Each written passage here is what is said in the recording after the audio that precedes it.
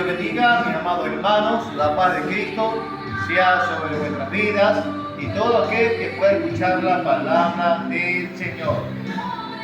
Saludos del Ministerio de Enseñanza, Instituto Teológico El Sembrador. Con ustedes, el pastor Briggs.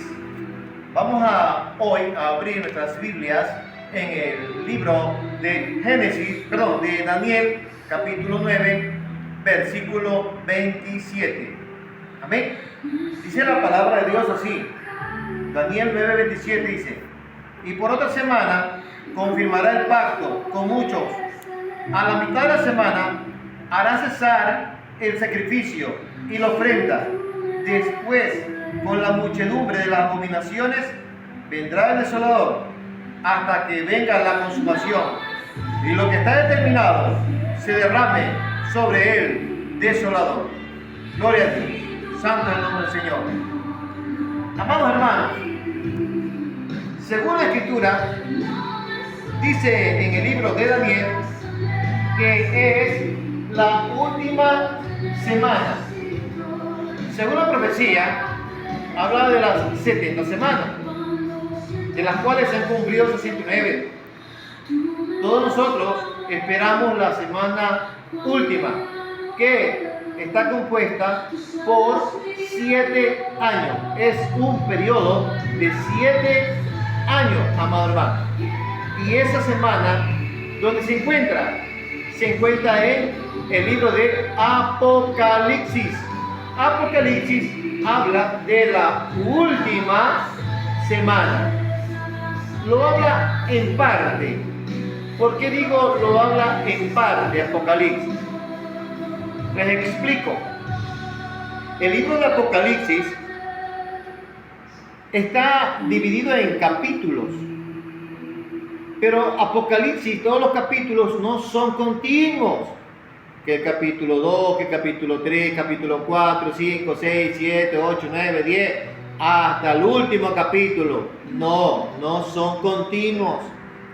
Hay capítulos que sí son continuos por la información, pero cada capítulo está hasta el capítulo 18, están todos ingresados, ¿qué cosa? En la última semana y hasta el capítulo 19.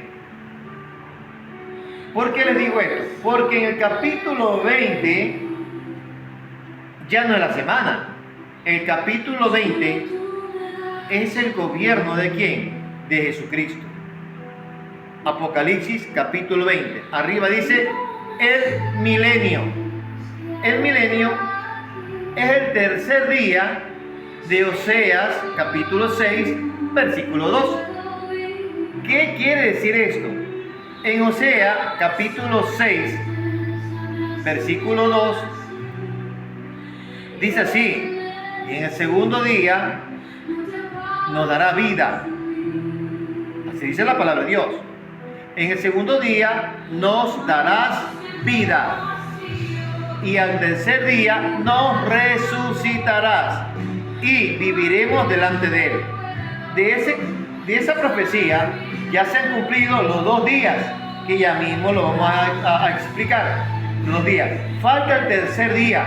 O sea, es una profecía que se ha cumplido en parte, pero falta todavía por cumplir la otra parte que falta, que es el tercer día. Dice, y el tercer día nos resucitarás. Si tú lees Apocalipsis capítulo 20, habla de los que resucitaron. ¿Por qué? Porque Jesús resucitó a su pueblo. Son las palabras que Jesucristo le dijo al apóstol Pedro, cuando Pedro le dijo en Mateo capítulo 19, que Pedro le dice a Jesús: Señor, nosotros hemos dejado todo y te hemos seguido. ¿Qué nos vas a dar? Una pregunta frontal y directa hace el apóstol Pedro. Jesús le responde frontalmente también a Pedro y le dice: a vosotros, los que me habéis seguido, lo que dice así: a todos los que habéis dejado casa, padre, hermanos, propiedades, por causa de mi nombre, dice, recibirá 100 veces más la vida eterna. ¿Cuándo? Dijo Jesús, de cierto digo que en la regeneración, una palabra muy clave que está hablando Jesús. ¿De qué? Está hablando Jesús de la etapa de qué? Del capítulo 20 de Apocalipsis, que se le conoce como el milenio. Después del milenio hay otra etapa, que es cuando la nueva Jerusalén, que es la casa de Dios, que el apóstol Pablo dijo que quedaba en el tercer cielo, la casa de Dios, la nueva Jerusalén, descenderá, dice, como una novia a la tierra. Ojo, esa es otra parte. La nueva Jerusalén es otra etapa en Apocalipsis.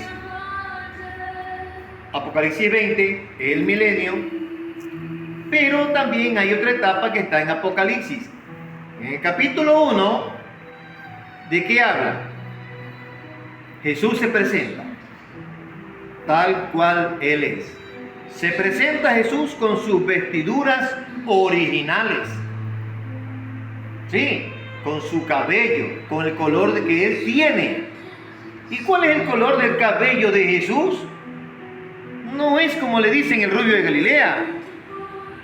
Le decían el rubio de Galilea porque le decían el hijo de David, porque David era rubio. Pero Jesús, déjame decirte que cuando estuvo aquí en la tierra no era rubio. Según la Escritura, en Apocalipsis capítulo 1, Jesús le muestra el cabello de Él, su cabello original. Y su cabello original dice que es color blanco. Para muchos es contradictorio mis palabras, pero la Escritura es la que te hace sabio. Y la Escritura, que es Espíritu Santo, según el libro de Efesios capítulo 6, versículo 17, dice: tomad la espada del Espíritu, la espada del Espíritu con E mayúscula, que significa Espíritu Santo. Dice: tomad la espada del Espíritu, que es la palabra de Dios. O sea, ojo, la palabra de Dios. Dice también el libro de 2 Timoteo, te dice: toda la Escritura es inspirada por Dios. ¿Qué quiere decir? Que ninguna persona puede minimizar lo escrito que está. Ojo, muchas personas minimizan. No, es palabra sin poder, perdóname. La palabra de Dios dice en el libro de Hebreos capítulo 4 versículo 12: la palabra de Dios es viva y eficaz, y más cortante que toda espada de doble filo. O sea, la palabra de Dios que tú tienes escrita en ese libro, que es el que tenemos todos nosotros, que es la Biblia, tiene un proceso de transliteración. ¿Qué es transliteración? Originalmente, la Biblia en el principio, ¿en qué se escribió? Se escribió en tablas de piedra. De piedra. Al pasar el tiempo, para mantener la escritura, la fueron transcribiendo en papiros, en cueros, y así la fueron transliterando, escribiendo de un lugar a otro lugar, porque se envejecían los materiales y para no perder la escritura, la fueron transliterando. Hasta el año de 1400, cuando inventan la imprenta. Cuando inventan la imprenta, la escriben en un libro. Fue el primer libro en Alemania. Cuando inventaron la imprenta, el primer libro impreso fue la Biblia. Pero ¿dónde termina la palabra de Dios escrita? ¿Dónde? El apóstol Pablo dice en el libro de 2 Corintios capítulo 3, versículo 3, dice: escrita no con tinta, sino, dijo el apóstol Pablo, escrita. ¿En dónde? En las tablas, no de piedra, sino en las tablas del corazón. ¿Dónde termina la palabra de Dios escrita? La palabra de Dios termina escrita. Esta palabra que está aquí termina escrita acá, aquí en el corazón. ¿Por qué? Porque viene la semana que no vas a poder cargar esto. Viene el tiempo en que te la van a quitar. Viene el tiempo que esto no lo podrás leer. Pero el Señor dijo una palabra a una mujer que había tenido 5 maridos y el último no era de ella. Le dijo: y de tu interior correrán ríos de agua viva. Dijo Jesús que lo que abunda en las tablas del corazón va a salir ¿por dónde? Por tu boca. Esa es la palabra de Dios. Amado hermano, por eso que cuando tú escudriñas, lees la palabra de Dios, déjame decirte, mi amado hermano, no es palabra muerta, es palabra viva. No es palabra muerta, es palabra hecha por el Espíritu Santo. Y esta palabra es Espíritu Santo, poderosa. Porque con la misma palabra Jesús vendrá por segunda vez y dice que de su boca saldrá una espada aguda, que es la palabra de Dios. Avancemos. Según el anticristo, dice la palabra de Dios que él en la última semana dice que hará pactos. Bendito es el nombre del Señor. Dice que hará pacto. Gloria a Dios. Según la Escritura, el capítulo 9, versículo 27, dice: por otra semana confirmará el pacto con muchos. ¿Qué quiere decir? Este personaje es un personaje. ¿Quién?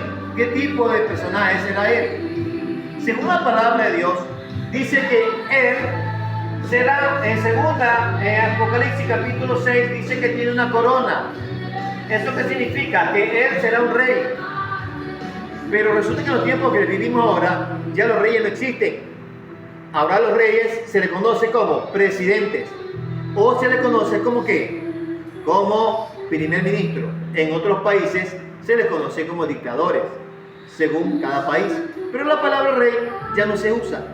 Entonces, tú que eres inteligente, entiendes que está usando el Señor un sinónimo. La palabra antiguamente es un rey. Por eso que él tiene el 6.2 y dice que tiene una corona. ¿Y qué significa? Un rey es un presidente. Apocalipsis capítulo 17, versículo 11, habla más ampliamente sobre este tema. Apocalipsis capítulo 17, la palabra de Dios dice así.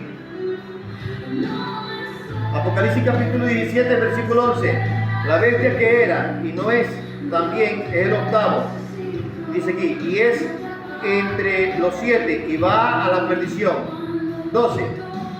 Y los 10 cuernos que has visto, ojo, los 10 cuernos que has visto son 10 reyes. Si lo transliteramos al futuro de nosotros, está diciendo, los 10 cuernos, dice aquí, que has visto son 10 presidentes que aún no han recibido su gobierno, pero por una hora recibirán autoridad como reyes, como presidentes, juntamente con la bestia. Ojo, estos tienen un mismo propósito y entregarán su poder y su autoridad a la bestia.